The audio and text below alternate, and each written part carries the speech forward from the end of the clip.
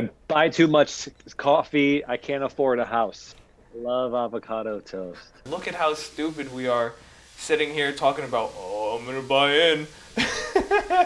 You know, I have a hard time with crypto. One, from my horrible experience in 2017, Uh, that don't want to talk about. Tendy Town or Toaster Bath. I hope it's not Toaster Bath. Welcome back, ladies and gentlemen, to another episode of Zoomer Economics. Mike here, and today we have a very special guest with us, an actual millennial. So we're going to be getting the millennial input on everything that's been going on in the market lately. There's a lot of stuff to cover, and we're going to start with just what's going on in the portfolio over here. So you got to see the absolute drop that we're facing right now. So when is that? This was at midnight. We were at 22.3. At market open, we were at 22.8. And then from there, it was just straight drops after tanks. So what's been doing this? What's been moving us this much? Well, Tesla. Marco, do you have Tesla yet? I have a lot of Tesla, yes. Yeah? I was fortunate to buy it a couple years ago and then got a lot more when the market crashed last year. Yeah, that was a great time to buy in, especially before the split. I mean, before the split happened, it was still, people viewed it as overpriced, and then it just went ham. Once the split came out, it was at 2,500, right? Now we started at 9 a.m. in the market was 8:33. And Tesla has been going sideways for the entire week, pretty consistently sideways. It peaked up at 877 on January 8th, and it just kept popping up and down. And the highest it ever got was, I saw it get to 899 at one point, right under 900. But I was very convinced that if we were to peak through 900 enough, what usually happens with Tesla is there's a crazy rally up because they say, oh, it went through 900. Oh my God, that means that 1,000's next. And then everybody buys in, and then it hits 1,000, and then everybody gets all FOMO'd, and people start taking profit, and it goes right back down. What do you think's pushing Tesla down? I saw something about their earnings statement was not exactly what was expected. I think that while they were doing well prior, I think that they missed the boat with with some of the projected sales. The estimated was $1.01 per share, and they actually got 80 cents per share. So they missed by a good amount. That is a pretty good amount. So definitely something that I think is impacting this. I know a lot of people who are in this short squeeze going on with GameStop, all the Wall Street bets guys, they love Tesla. And there's a lot of people who are very bullish on Tesla there as well. And they've probably all been in for quite some time. So I think that there's also a lot of people taking profit on Tesla today that are looking to put it elsewhere. That was something that I had been considering a lot the past couple of days. Right now, with the way that I've been buying in again on Tesla, my total return is 100% flat. I don't want to pull out of Tesla. I definitely don't want to get out of there because when it does get up to 1,000, it's going to be a very fun day. I think pulling out of Tesla now to try to pump up GameStop is not the move. Tesla's going to continue to go up and up and up and up. And as we see, it takes a tweet from Elon to send the Tesla stocks firing up again. It happened yesterday.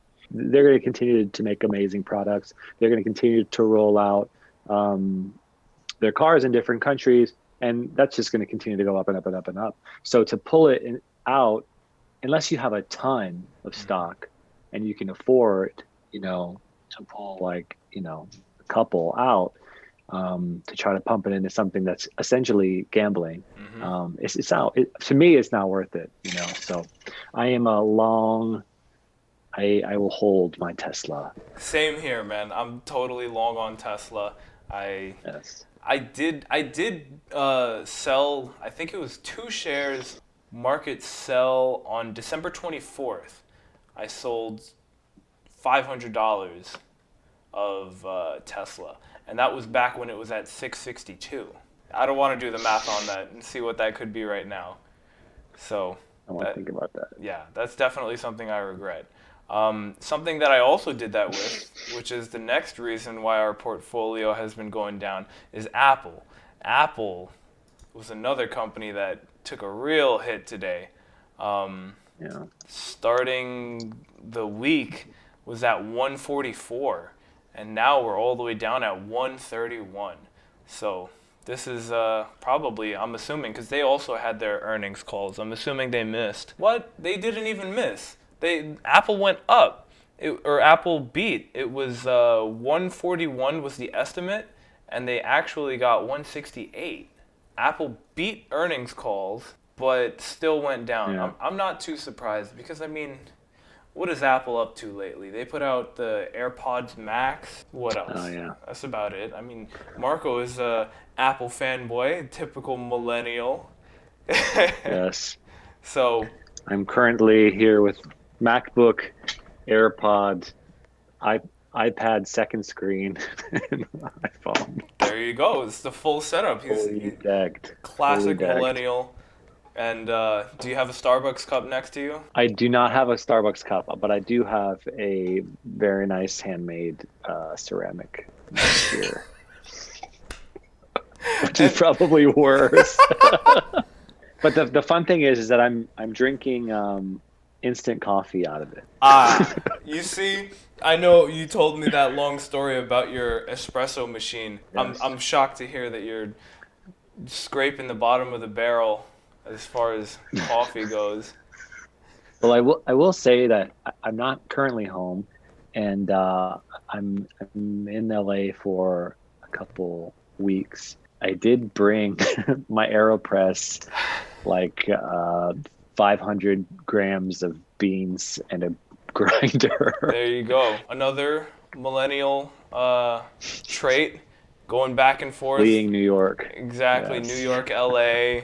Jump back into the news because now we can talk about the juicy stuff. Apple and Tesla is one thing, but GameStop, what are you doing? I do want to say that GameStop is making its way back up from its dip Yeah, just 20 minutes ago. yeah, we went all the way as low as 255, is that? Yeah, 255. 256, yeah. Somewhere around there. We're coming back up, approaching 3. When we started the week, we were at $90. $90. And it's painful. It's painful for me to hear. Yeah. I bought, when it was $96, I bought 1 share. And I just sat with it.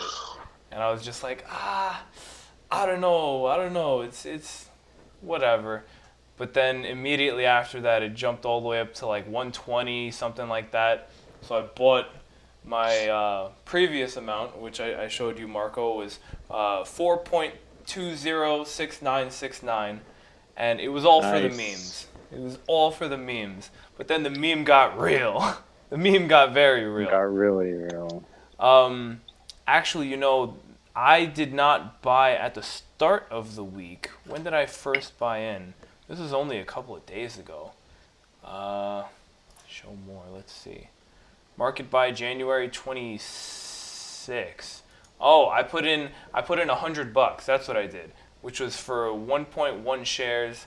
And then I put in another $100, and then I put in $60, and then $50, and it just kept going after that. And then eventually I got to the meme amount. And then yesterday happened. Yesterday was an extremely historic moment for everybody. And I do have to say that it was almost the amount of involvement between all of my friends, all the different communities online, and Robinhood. I predicted this. I feel like I had predicted this a year ago because that was when I started this channel. that was when I wanted to start getting all of my friends into Robinhood, and I really wanted to start talking about stocks with my friends. And Marco, we had spoken for like a couple of times when I had like $1,000 in my portfolio, and it was like I really like talking about this stuff with people. I want to talk about it with people more.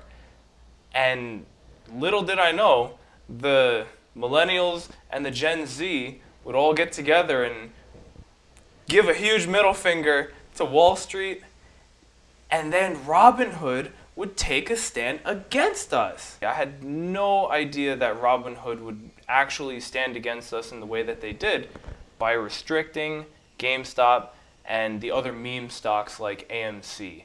How do you feel about that, Marco? What was your first impression when you first heard that there was limited free markets? Yeah, it's just ridiculous. I mean, it's just obnoxious.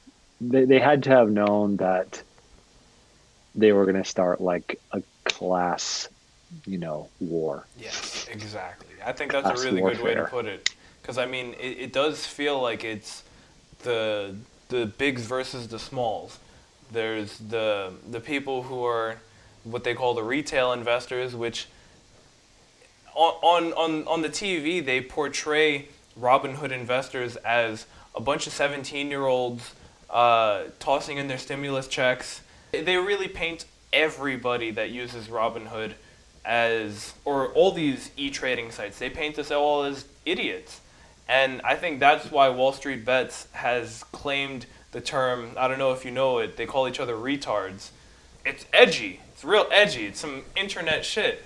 But it's a really tongue-in-cheek way of embracing the way that Wall Street and all the boomers are trying to make us out to seem. So, It's like these hedge funds have been using these tools forever, and now the tools are available for everyday people to use, and they're using it just the same way that hedge funds use it. It's not just like, oh, let's just randomly do this thing. The GameStop focus was like a total like choice. One user on this on Reddit, there's an article that I think the New York Times did on him today. Yeah, he basically realized, okay, it's super heavily shorted, and the company was just like looking to hire a new executive. Yeah, the company is kind of old, and the years of the brick and mortar video game store are gone. But who knows? With a new CEO coming in, new executive coming in, there could be something that changes the game. They could address it, in a totally different way. So there is room for the company to move forward. And this individual, DFV, yeah. saw that and said, hey, like, this is super shorted, but it has potential. Let's focus on this. And then, the 2 million or so people rallied around that and just Took it to caught the moon. caught the hedge funds with their hand in the cookie jar. Yeah. So Yeah. I like how you said it would change the game, because not only did they change the game, but they made the game stop. hey, What happened yesterday, Robinhood in particular, it wasn't Robinhood first. It was TD Ameritrade who first put the brakes on trading GameStop. On Robinhood, they made it so that you can only sell out of your position, which is ridiculous. And in the end, on Robinhood, or excuse me, on Wall Street Bets, I can overlay a video that I got. It was a specific thread where DFV posted his update, and he had turned like $500 into millions and millions and millions. And at the time, he was up to like 40 million. And on this day, the 28th, he was down by about $13 million. So, but he said in his post, we're still holding, hold strong. And everybody in the comments just lit up saying, if he's in, I'm in. If he's still in, I'm still in. and it just everybody's just copying and pasting, and there was thousands and thousands of comments, and it was very entertaining, very motivational, because in the light of the big boys really standing up and putting their foot down on us, we still held. And what happened?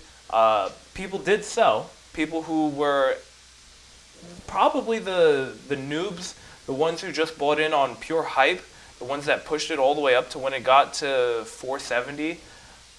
A lot of people sold out. People definitely had paper hands, and they sold out.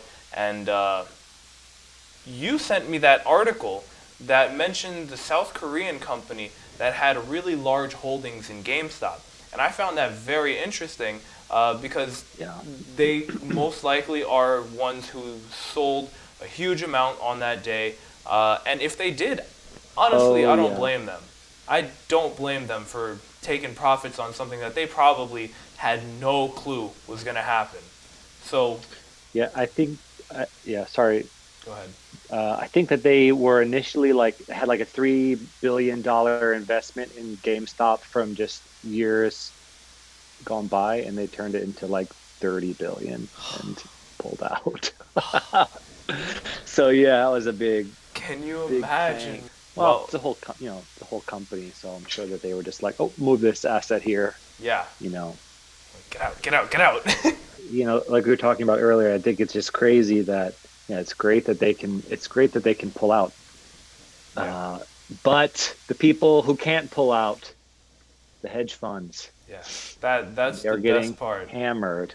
Yeah, because they literally can't pull out until it gets to a certain point at least. And from Mm, what I remember, Andrew Left of Citron, um, he was short GameStop at $20. So if GameStop were to hit $20, then you know he can pull out and probably still take a pretty mean loss. But we didn't get anywhere close to 20. We got to 125, I think it was, and if we get down there again, what's gonna happen? People are gonna buy it up. But I thought, yeah, go ahead. yeah, we can't buy right now. Robinhood lifted its regulations in an email that they sent out to everybody saying, oh, thanks for sticking around. I guess we messed up, probably. So we'll give it back to you with a big asterisk. And all they said was that it was going to be limited. And from the end of market day till 9:30, nobody really knew what Yeah. limited meant. Everybody just assumed that it was going to be another day of volatility, and sure enough, it was. But it wasn't Mm, volatile in the way that most people were expecting. Some people were expecting really high up, some people were expecting really high down, and all we got was sideways. Um, mm. from market close, it dipped way down to 197. And if you were able to purchase at 197, you had about a 10-minute window to do so. But then it immediately spiked up the very next day, 328, and it touched 400 today. So where we are now, we're at 301, and that's still pretty healthy. 301, we're still in this, and I really do believe, and it's the Wall Street Bet's opinion, that Monday is going to be when we really learn where we are in the squeeze. There are other companies or hedge funds that have pulled out at a huge loss. What was that number that you mentioned earlier? The losses yesterday? Yeah, Reuters reported $70 billion in U.S. losses for hedge funds. That's insane. Insane. $70 billion. So even if GameStop were to tank down to zero, you know, knock on wood, don't happen, please don't happen. But if it were go all the way down and all this were to just end now, we still did what we needed to do. Or Wall Street Bets got what they wanted. They squeeze the hell out of these big guys and proved a point that the digital age is really going to change finance for us all. And the way that the people are reacting, the way that the media is reacting is all very, very telling of where you stand on that. But it seems like Robinhood is going to be a very key player when we look back on the history of how finance and investing changed. And I'm very happy to say that we're all going to be right here on the front lines of it. Yeah, I mean, I'm looking at Twitter right now, and you know, games. We're back up to 304 with GameStop right now. Um, so in the time we've been talking, it's gone up 50 dollars. Yeah. But we have some intel from the internet. Yeah. It says short sellers haven't closed a fraction of their positions yet. 112% short ratio still available. You see, that's something that I don't know where to look for. Where to look for that information? What was it? 115. 112. 112. Still, that I remember. It was at 150 when this started, and it went all the way up to like 160, 160%, which doesn't make sense. That just does not make sense. That's overshorted. There. And that's why Elon Musk, who we should get to talking to soon about. Elon said, you can't sell houses you don't own. You can't sell cars you don't own. You can sell stock you don't own. This is BS. Shorting is a scam. Legal only for vestigial reasons. Vestigial is a very small remnant of something that was once much larger and noticeable. Wow. So it's something that's old that does not matter anymore. That adds so much more. Thank you, Marco. Yes. Vestigial. So I completely agree. I think that it's a really stupid idea, but it makes sense where it came from. The idea of shorting is just the opposite of long. I wouldn't want to get rid of one and keep the other, but I also wouldn't want to get rid of both. If we were to get rid of just options in general, that could be, that's a step in the wrong direction, I think. I think how we manage leveraging options is something that needs to be addressed, because the main argument against Robinhood in the very beginning was that they were pushing their young traders to pretty much lose their money. And this came from Wall Street Bets. This all came from people on Wall Street Bets showing off their extreme losses. And the boomers out there took this and they said, look at all these young idiots losing $700,000 in one go. Yeah, it's pretty stupid. But I mean, that's just how Wall Street is. That's what happens when you give access to something that people don't really understand. But let people have their fun. If people really cared about not letting people lose money, then why do we still have casinos? Why do we still have all these different lotteries and stuff like that? So that's not really what they care about. It's all bullshit. Yeah, I think one thing I will say, with that is that, so the question is why does it hurt so much for the hedge funds who have these shorts for the price to go up? Because of the interest on it. And the S3 Partners, which is a financial data company doing research on this stuff, said short. This was 2 days ago, so I'm sure that this is prices are adjusted a little bit, but short interest is 5.51 billion. 71.79 million shares are shorted. The short interest as a percentage of float is 139.57%. And there is a 31% stock borrowing fee on existing shorts, and new shorts are paying over 80% fee. So these guys are getting hammered to death. Oh my with God. fees. That's They're getting hilarious. hammered to death. The short interest stands at $11.2 billion Oh right my now. God. Uh, Interest. This is not, yeah, I mean, that's like, you know, yeah, that's why companies are going out of business yeah. completely. And who's staying in business and getting stronger than ever? Yes. The Zoomers and the Millennials. The Zoomers and the Millennials. We're taking down the Yes. Boomers. The Boomers shall not prevail. Uh, Man, I'm in pain. I didn't. So did you buy any? Did you pick up any AMC or any of the sort of I side waited small on things? AMC. BlackBerry, no, I didn't go near. BlackBerry is one that I really don't see coming back, like in Yeah, general.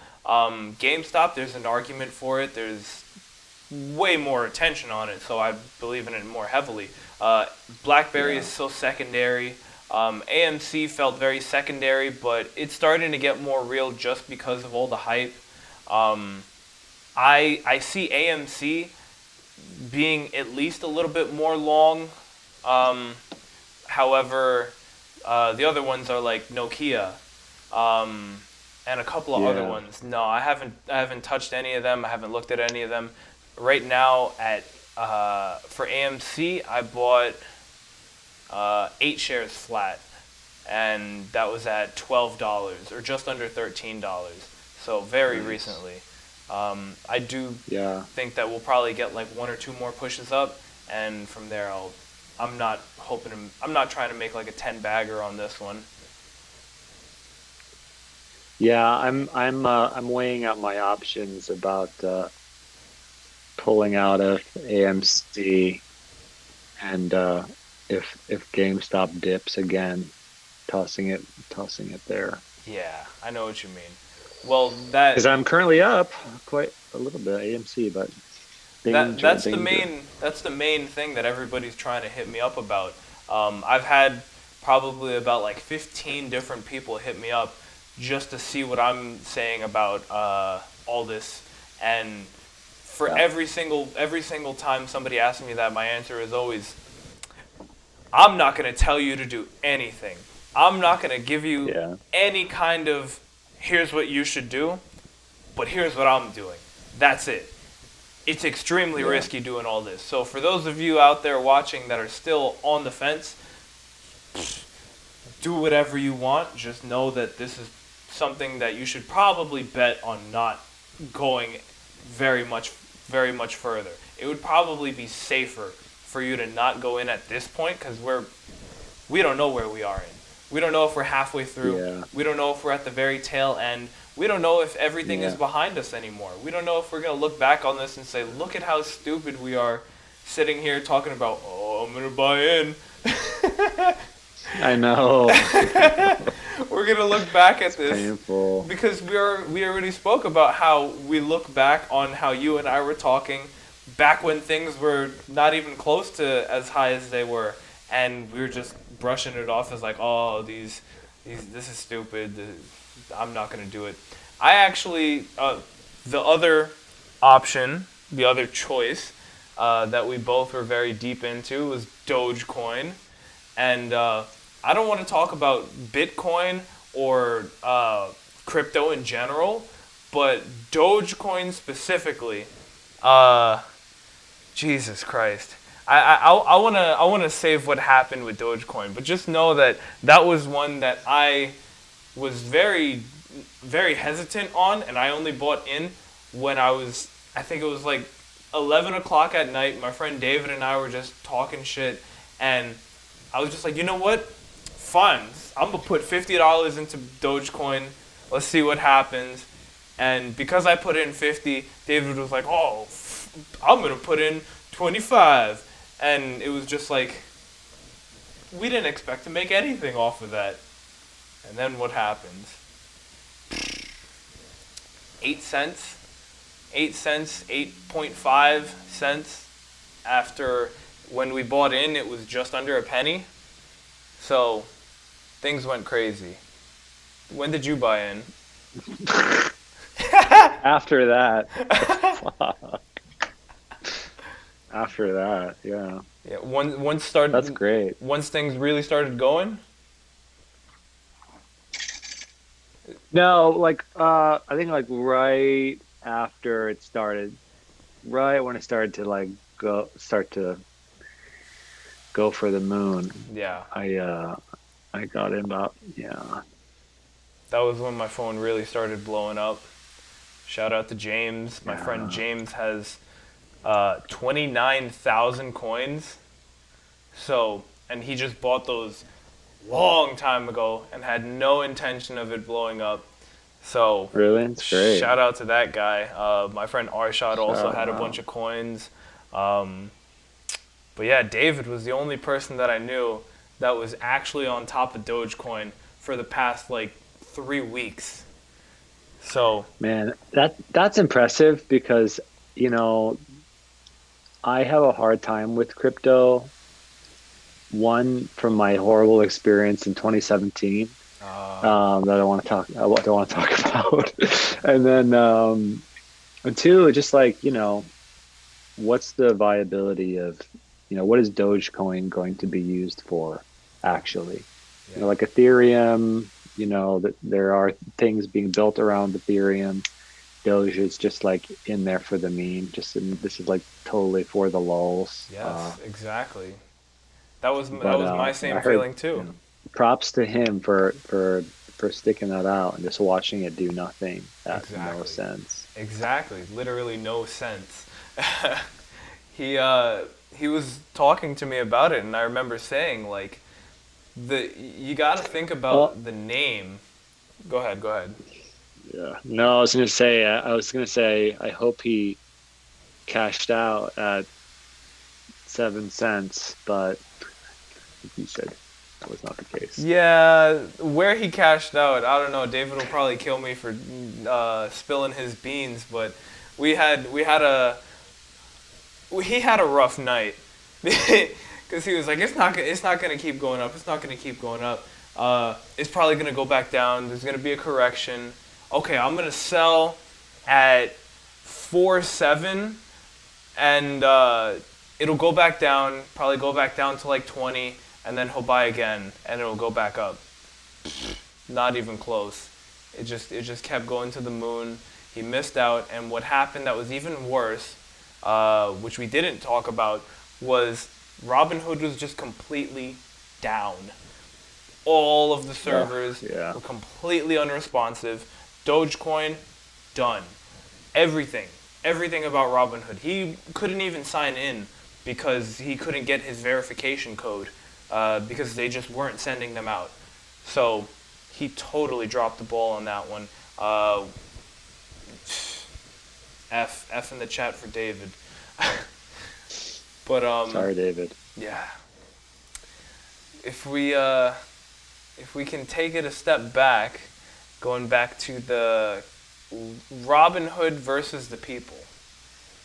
So Robin Hood versus the people, we got right here. We have the class action lawsuit against Robin Hood. Robin Hood Financial, Robin Hood Securities, Robin Hood Markets Incorporated. Uh, seems like it was created by Brendan Nelson. Okay. I believe it was there's an app that's like, you know, basically like lawyer app that will fight things for you. Ah, And I think that I read that they took it on they jumped on basically that. because they were getting so many they got so many emails about it. I mean, if I was working in any kind of lawyer field, I would definitely want to jump into participating in this. But Yeah. the actual claim, what the document says right here for number 2, nature of the action. So Robinhood is an online brokerage firm. Robinhood purposefully, willingly, and knowingly removed the stock GME from its trading platform in the midst of unprecedented stock rise, thereby deprived retail investors of the ability to invest in the open market and manipulating the open market. So these are huge, huge accusations against Robinhood. And like I had mentioned earlier, Robinhood was already under the nose of the SEC because people were making complaints saying that it was just a gambling application and that it was leading its youth down the wrong path.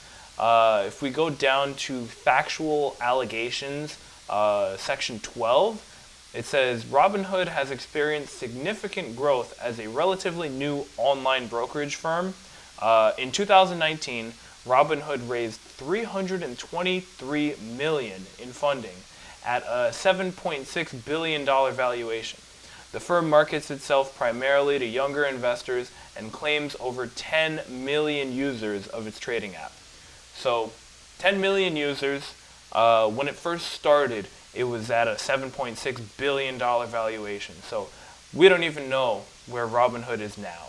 But we know that they have a lot of influence, a lot of power over a lot of people's money. I would be baffled to even try to think about how much money is actually in Robinhood between the people who have made a crap ton of money and the people who are just doing it for whatever reason, the people who have $10 in there. Yeah, the main argument is that they're manipulating the market. And that's the exact same argument that's being thrown back at the internet, Wall Street bets. But in this case, who has the real power here? Definitely Robinhood. I completely agree that they need to be investigated by the SEC to see if there is grounds for some kind of ramifications. I don't know what they would be. I can't imagine them having to pay out something that would even come close to the amount of gains that we all lost out on. So, I don't know. If Robinhood tries to pull a stimmy and give everybody $200, okay, but I think it would have to be a really, really big change to convince all of these people, especially the Wall Street bettors, that Robinhood is not dead in the water. So, Marco, I'd love to hear your opinion on all this chaos and the Yeah, actual lawsuit. I mean, I think it's really complicated, and from what I was reading earlier and just brushing up on now as you were sort of giving the intro, is that class action lawsuits are incredibly difficult. Um, so it's not just like a easy sort of one, two, three type thing, um, because there are clauses for arbitration, which is settling a disagreement outside of court, that are in the user agreement with Mm. um, with uh, Robinhood. So, and for most brokerages and in general, probably all of them. So, it's kind of, while yes, it is moving forward, I think from what I can see, the general feel is that it's going to be tough to actually get it there. And that with the arbitration, most likely things will be settled outside of court, not in the public. Yeah. And, you won't hear anything about it. But at the same time, a class action lawsuit is a way to, move the conversation outside of that arbitration into a public court, and then it's all public.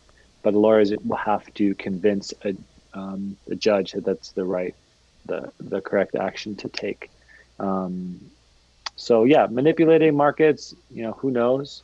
I mean, um, they think Robinhood works because they basically take your shares, and take your money or your share orders and give it to another exchange They're called to market makers. yeah, to process it. So that's why there's no fee, is because they get basically a referral fee for taking your purchases, giving it to someone else, and then they make money that way. So the question is, the exchange that they were giving your money to, like, were they also saying, back to them, like, hey, you can't do this, or we have money in this, Ah. was there that conversation happening. I know is what Wow. people want to see some of the communication between um, the exchange that they use. It's going to be a tough call.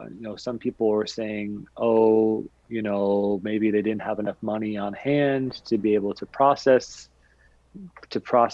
the the orders, because you can deposit money and they give you the money to buy the stock instantly. Hmm. Whereas like whatever, I think I put $400 in E-Trade when Robinhood locked up, and it's just sitting there waiting to be processed. I can't even touch it right yet. Damn. So just waiting for that to happen so I can pull that back out. Yeah. Um, yeah, it's but that yeah, anyway, so yeah, that was not the case. There's Robinhood CEO said that they had plenty of money on hand. That is not why they did it. So yeah, who knows That's what crazy. That's who something knows that a what's lot gonna of people happen. probably don't know, because I wasn't too. Uh, I've heard that concept before of the passing it on to the money makers or the market makers, and it makes sense that when a new member signs up, they would have already signed some kind of waiver, acknowledging that Robinhood is not the one that actually makes the orders. So I've actually never dived into the user agreement, and that probably is a good thing to do right about now. Um, but it just seems like with the amount of people that are angry, there's going to be some attention here, and it's really going to put pressure on Robinhood to do something in return. But knowing what you just told me, that does make it sound like it's a less than likely situation we're going to see our owed gains come back. Yeah, I think so sorry, not I don't know why I said Sequoia. The hedge fund, which is their market maker, is called Citadel Securities. Yeah, They Citadel. released a report today saying that they had nothing to do with Robinhood suspend. Sorry, there's an ad playing in my ear. They had nothing to do with the suspension of trading in stocks. Okay. Well, So, that's a predictable response, really. Like um, whether they did or didn't, obviously they're not gonna come out. Yeah, we did it. Um, because yes. obviously then they'd be under the thumb. I definitely hope that what comes of this is not going to be washed away in the very typical fashion that the mainstream media moves at. Something pops up, everybody talks about it for about a week, and then it's just gone. It doesn't really matter what it is, whether it's something that's extremely controversial or extremely pressing. It seems like uh, something like this would fall on the lower end of the severity spectrum as far as the mainstream media is concerned, because right now we have things like the impeachment going on. We have a new president. So there's a lot of things that the boomers would rather focus on. So it's going to take a lot of boomer help for this to actually go anywhere. And it feels like the Zoomers and the Millennials are kind of fighting this fight and screaming at. It's like when people go to these protests and go outside the bank building and they all start screaming at the building, but that's not even the main headquarters, or like the CEO is in California but they're in like Michigan, something like that. So I don't know. I feel like something will come of this, but we will really see probably on Monday, maybe somewhere in next week. I don't think we're going to get very much news on Friday today, considering it's already 3:30. GameStop is at 311, still moving sideways. I don't know. There's not very much hope that something can come out, even if it's Elon Musk tweet. Do you agree? Yeah, I mean, it seems like the general consensus on the valuation is around 300. you know, from people who are buying and selling right now. So I think it's going to continue to hover around there. And then I can't imagine that it's, I mean, maybe there'll be like a big push at towards the end of the day, but I don't know.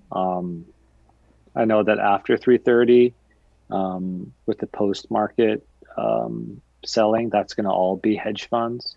So I know that some of the things I was reading with why the price was going down in post market was these hedge funds trying to lower the price to basically scare people away. So who knows? We probably will see some of that um, tonight as well. I think it was very successful yesterday, the whole push down, scaring off the weak hands. There was definitely a lot of people that saw the drop and said, all right, that's it, it's over, I'm out. Yeah. And I agree with you. I think we will see a further drop. Hopefully it stays above 250. 250 would be a baseline I would hope to keep because that's where it bounced Yes. off of. At this little dip here, we came up from 200, bounced off of 250. So if we can stay around 250, 350, I'd be happy. If it went down into the 100s, I would be very concerned, but not enough to pull out. Like I said, my average cost is 154 now after buying one share today. So realistically, if it went down to 160 and I sold, I'd still be up. I don't know. I don't want to sell because, like you said, the short positions haven't gone away. If they get bailed out, they still have to sell at some point. And once they sell, they're gonna have to buy back, right, to cancel their positions. So good luck with that. Everybody's trying to buy now. They don't have anybody to buy off of. Nobody's willing to sell. So once they either go bankrupt or they get bailed out, something has to happen. And if people hold on long enough, there might be another pop up to 500, might be another pop up to just 400, or we might finally reach Valhalla and touch the moon, pass the moon, and go to Pluto. Tendy Town. Tendy Town, man. Tendy Town or Toaster Bath. I hope it's not Toaster Bath. I've never heard that. Toaster bath. Don't. Toaster Bath. Yeah, that's the toaster bath sounds spicy. Yeah. I mean, the other thing with that, with something else that could happen is, if GameStop sort of seizes this moment and issues more stocks, Ooh. then they're going to help you. That can help the short sellers out of their positions. Yeah, that would be. Ooh. Huh. That's a bad one right there. Because if there's one stock, I don't know if you know anything about Mara, Mara. So I'll pull up Mara on my screen real quick. Mara, Marathon Patent Group, is now a blockchain Bitcoin mining company, essentially. And they have a whole bunch of different Bitcoin miners going, and they've been on a really huge boom thanks to what Bitcoin has been going through. From the rise of when it went from 20,000 all the way up to 40,000, Mara was ripping, just like Riot Blockchain. These are all companies that you should definitely look at because they had a huge run-up, and right now they're going sideways, all of them. Just like Bitcoin, they follow a trend that's very similar to Bitcoin. So if you're looking for exposure to Bitcoin, this is a good way to get into it really cheap because right now Marathon's sitting at $20 per share. My average cost per share is 14, and it went all the way up to 26 at one point. So Mara is a very compelling offer. However, they've had some really, really strong drops because they bought back or they added more shares. So they capitalized on this extreme boom. They put a whole bunch of... Stop texting me, David. Throw my phone away. Yeah, Marathon has done the same thing. They increased the share pool, and they ended up tanking their own price. And if GameStop were to do that, that would probably be enough to shake off a lot more people, causing a chain reaction, and that could be very bad. Basically GameStop like has all the cards right now because they can, they have they're in a position where they can set a price that they want for an equity offering. So they can offer equity at basically any price to the some of these hedge funds, and these short sellers would gladly pay it to stop the bleeding that they're taking place in. So then it's a way for GameStop to make $1 billion basically. Yeah. And then hopefully use that to make something cool. So the question now but stands, who knows? We'll see. Is GameStop on our side or is GameStop on their side? And GameStop's on GameStop's side. Yeah, they could try to be third party in this. They could just remain completely oblivious. I don't know if GameStop has made a comment on all this or if anybody from GameStop has made a comment, but I'm sure they've all been quite neutral up till now. They just tweeted that they retweeted like let the people trade, and then added like the meme with the monkey like looking back and then looking forward to like eye emojis. Is so good. Oh man, I love that the companies themselves can start commenting on things like these. I mean, when Wendy's started doing that whole clapback tweets, that was quite a time to be alive. One also funny thing, if we're talking about funny things, Citron Research, as you were talking about them earlier, sort of leading the short sell charge. Mm-hmm. They tweeted today, Citron Research discontinues short selling research. After 20 years of publishing, Citron will no longer publish short reports. We will focus on giving long-side multi-bagger opportunities for individual investors. Yeah, they said multi-baggers? Yeah. Yo. Long-side multi-bagger opportunities for individual investors. These people gave the worst possible advice. Yeah. They the worst possible shorting advice. Of course, you're not going to give any more shorting advice. Yeah. That's like someone saying like, you burned down the house, and then I'm going to give a fire safety lesson. Tesla is also staying pretty low, $7.97 right now, and Apple is also stuck down there. So seems like Friday was unanimously a sell-off. People are just kind of holding their breath at this point. DOGECOIN staying around 5. AMC 13.5. So that's good. Not bad. Yeah. I think that it's just I don't really care about AMC. I don't think it's gonna go anywhere. So I might just call it a day. Release my diamond hands. You're gonna sell AMC. Yeah, I'm just gonna get rid of it, I think. Right now? Maybe not. Like I said, when it comes to these meme stocks, I cannot give financial advice. All I can say is I'm holding. Oh boy, he's got the hands. I'm diamond handsing it. I've been diamond handing AMC, this Fubo call. Do you know anything about Fubo? No.